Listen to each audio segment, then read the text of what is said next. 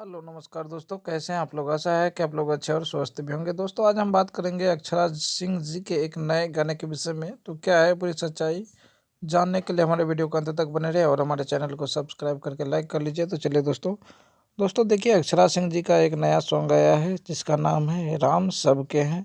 तो आप एक बार ज़रूर सुनिएगा। यह गीत काफ़ी अच्छा है दोस्तों, और राम मंदिर के विषय पर ही इनको बनाया गया है।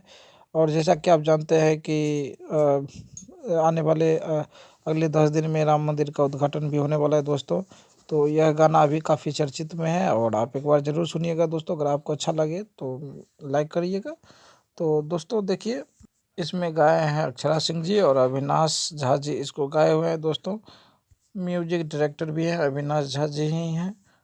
इसमें लिरिक्स दिए हैं मनोज मतलबी जी। तो आज का ये छोटा सा वीडियो आपको कैसा लगा कमेंट में ज़रूर बताइएगा। आप हमारे वीडियो को देखें इसके लिए मैं आपको दिल से धन्यवाद देना चाहता हूँ। जय हिंद दोस्तों, नमस्कार।